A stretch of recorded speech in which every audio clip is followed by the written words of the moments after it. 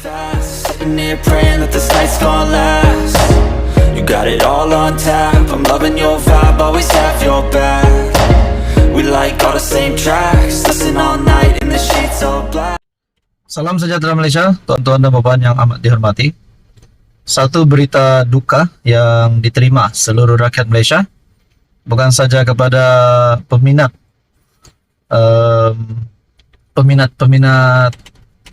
isu-isu hangat terkini berkaitan dengan selebriti artis tanah air, dan bagi saya ini pasti satu pemergian yang mengejutkan seluruh Malaysia, pemergian yang juga mengejutkan seluruh kepimpinan politik bagi saya.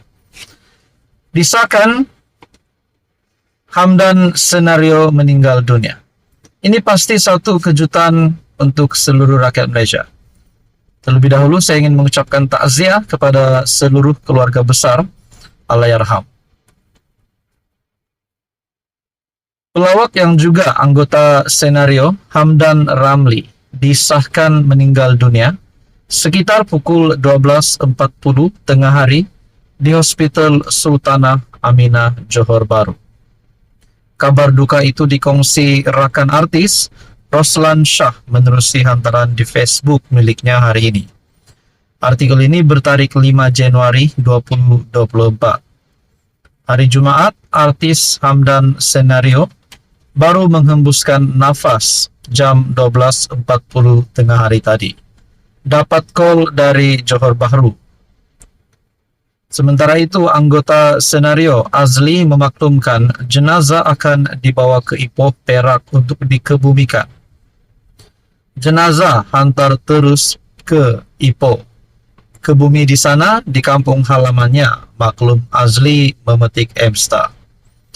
Ahad lalu, Hamdan atau nama sebenarnya Ahmad Hamdan Muhammad Ramli, 54 tahun, ditidurkan unit rawatan rapi ICU HSA akibat jangkitan kuman dalam darah. Difahamkan, dokter mengesyaki selebriti yang menghidap penyakit kencing manis sejak beberapa tahun lalu itu turut mengalami masalah buah pinggang. Sebelum ini, anaknya Muhammad Shazrin Hakim memaklumkan Hamdan mengalami sesak nafas dan memerlukan bantuan oksigen selepas demam serta cirit-birit sejak Ahad lalu. Hamdan berada di Johor Bahru kerana terlibat dengan program Wonderful Night with Senario Union bersama anggota kumpulan Senario yaitu Azli, Saiful Apek, Wahid, Yasin dan Ilya. Bagi saya saudara-saudara, ini pasti pemergian yang mengejutkan kepimpinan politik di Malaysia juga. Apa komen Anda? Kita mengucapkan salam takziah kepada seluruh keluarga besar. Sekian saja, teruskan bersama di dalam channel ini untuk info yang seterusnya.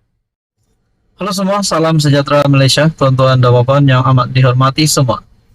Sudah pasti sebelum ini kita mendengar berkaitan dengan isu Menara Ilham disita yang mengaitkan Tun Daim Zainuddin, disebabkan Menara Ilham yang dimiliki oleh Tun Daim Zainuddin. Tapi yang mengejutkan tuan-tuan dan puan, selepas saja isu Menara Ilham ini menjadi perbualan ramai orang, ada pula pihak yang saya dengar-dengar menggesa supaya Tun Dr. Mahathir juga disiasat. Disebabkan Tun Dr. Mahathir dan Tun Daim Zainuddin adalah sekutu. Nah, saudara-saudara, akhirnya perkembangan terkini berkaitan dengan isu Menara Ilham ini, satu perkongsian daripada Syabuddin Husin yang pasti dinantikan ramai. 4 individu disiasat SPRM berkait kes Tun Daim. SPRM merekodkan kenyataan daripada 4 individu dalam siasatannya terhadap bekas Menteri Kewangan Daim Zainuddin.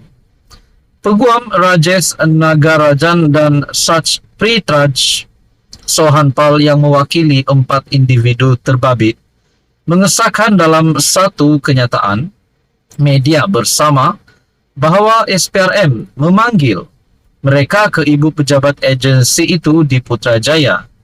Keempat-empat individu telah dipanggil untuk keterangan. Mereka direkodkan mengikut Seksyen 30 Akta SPRM 2009. Keempat-empat mereka sangat bekerja sama dan segera hadir ke ibu pejabat SPRM Untuk direkodkan kenyataan mereka, walaupun diberi notis kurang daripada 24 jam untuk berbuat demikian, kata kedua-dua peguam itu. Bagaimanapun, kedua-dua peguam itu membidas SPRM sebagai penindasan menyalahi undang-undang dan angku. Kedua-duanya memetik, insiden pegawai SPRM didakwa melarang mereka menemani anak guam mereka ketika disoal, sekaligus menghalang mereka daripada mewakili dan menasihati anak guam mereka. Apabila ditanya pihak yang mengarahkan peguam beredar, pegawai SPRM mendakwa ia arahan datang daripada pihak atasan. Kedua-dua peguam itu mengingatkan SPRM tentang hak untuk mendapatkan perwakilan undang-undang apabila disiasat oleh badan penguatkuasaan adalah asas kepada sistem keadilan jenayah Malaysia. Malaysia kini telah menghubungi Ketua Pesuruhjaya SPRM, Azam Baki, untuk mendapatkan maklum balas berhubung perkara itu. Pada 21 Disember tahun lepas, SPRM menyita Menara Ilham, sebuah bangunan bernilai komersial tinggi yang terletak di Kuala Lumpur. Bangunan itu dimiliki oleh keluarga Daim, yang juga sekutu rapat bekas Perdana Menteri. Nah, saudara-saudara, ini perkembangan terkini berkaitan dengan isu Menara Ilham, berkaitan dengan siasatan SPRM ke atas isu ini, dan 4 individu di siasat SPRM berkait kes Tun Daim Zainuddin. Apa komen Anda? Sekian saja, teruskan bersama di dalam channel ini. Halo semua, salam sejahtera Malaysia. Selamat datang ke channel Fels Lifestyle. Tuan-tuan dan puan yang saya amat hormati semua, sudah pasti berita buruk untuk Perikatan Nasional untuk Bersatu pimpinan Tan Sri Muhyiddin Yassin berkaitan dengan ahli Parlimen PN yang menyatakan sokongan terhadap kerajaan perpaduan. Sebelum ini juga kita mendengar berkaitan dengan langkah Dubai yang kita tak tahu status langkah Dubai ini, siapa penggerak, siapa yang mengetuainya. Tapi tuan-tuan dan puan, satu dapatan ataupun satu maklumat hari ini berkaitan dengan ahli-ahli parlimen dari pembangkang yang menyatakan sokongan terhadap kerajaan perpaduan yang beralih sokongan daripada Perikatan Nasional, yaitu 5 MP Bersatu. Mungkin ada yang kata kerajaan menggunakan khidmat broker dengan memberikan suapan untuk ahli parlimen pembangkang supaya mereka menyokong Datuk Seri Anwar Ibrahim. Tetapi semua itu akhirnya dinafikan oleh Puat Zarkashi, dan ini pasti satu kejutan buruk untuk musuh-musuh Datuk Seri Anwar Ibrahim. Menurut Puan, MPPN beralih sokong PMX secara sukarela. Tidak timbul isu kerajaan perpaduan, kini menggunakan khidmat broker untuk memujuk seramai mungkin ahli Parlimen Perikatan Nasional untuk menyatakan sokongan kepada Perdana Menteri Datuk Seri Anwar Ibrahim dalam masa terdekat.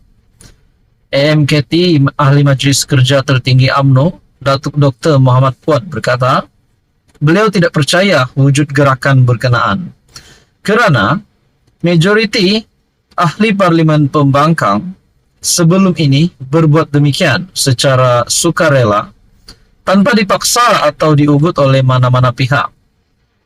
Nah, saudara-saudara, adakah dengan itu selepas ini lebih ramai lagi ahli-ahli parlimen dari pembangkang Perikatan Nasional akan menyatakan sokongan terhadap kerajaan perpaduan? Dengan sukarela menyokong kerajaan perpaduan, kita juga tahu pengakuan mereka, pendedahan mereka adalah demi untuk pengundi di kawasan masing-masing, tidak lain dan tidak bukan adalah untuk pengundi. Nah, saudara-saudara, Muhammad Puat berkata ahli Parlimen PN terbabit berbuat demikian kerana sedar mereka tidak akan dapat membantu pengundi dan penduduk di kawasan masing-masing tanpa bantuan keuangan daripada kerajaan persekutuan. Ini saya amat setuju. Jadi ahli Parlimen PN dan pembangkang yang lain yang juga ingin mendapatkan peruntukan daripada kerajaan perpaduan, kerajaan persekutuan, bolehlah mengikuti langkah 5 MP Bersatu sebelum ini. Nah, saudara-saudara, tonton apa komen Anda? Sekian saja, teruskan bersama di dalam channel ini untuk info yang seterusnya.